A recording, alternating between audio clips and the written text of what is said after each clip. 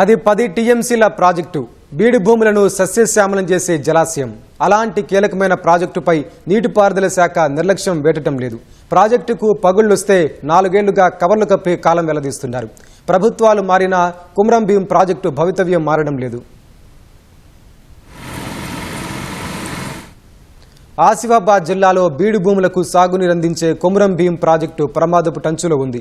2005లో అప్పటి కాంగ్రెస్ ప్రభుత్వం 10 టీఎంసీల కెపాసిటీతో ఈ ప్రాజెక్టును నిర్మించింది.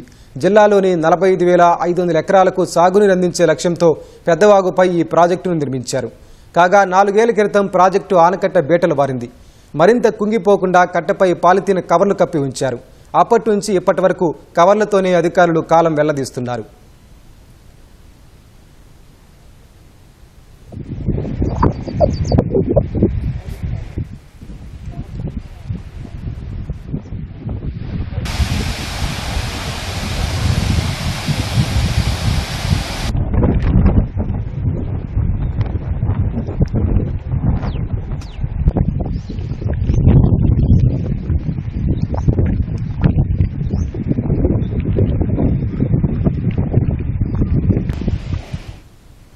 గత ఏడాదితో పోలిస్తే ఆనకట్టకు మరో 100 మీటర్ల వరకు బేటలు వారి మరింత కుంగింది.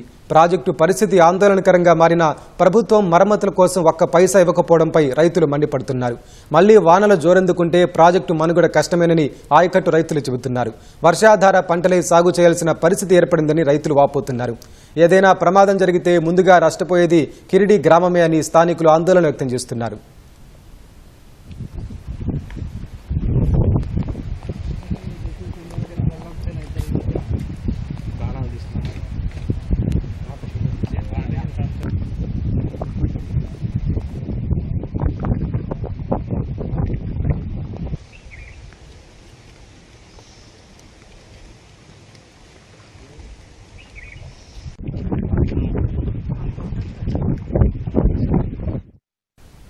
ఆనకట్ట పగుళ్లకు కారణం తేలడంపై ఇప్పటికే నిపుణుల కమిటీకి నివేదించామని, భూ పరీక్షల కోసం హైదరాబాద్ ల్యాబ్కు పంపించామని నీటిపారుదల శాఖ అధికారులు తెలిపారు.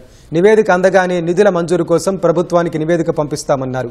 మరోవైపు కుమ్రం భీం ప్రాజెక్టు కట్టి ఏళ్లు గడుస్తున్నా కాలువల నిర్మాణం పూర్తి కాకపోవడంతో రైతులకు పూర్తి స్థాయిలో ప్రయోజనాలు దక్కడం లేదు. కాలువలు తవ్వించాలని రైతులు కోరుతున్నారు.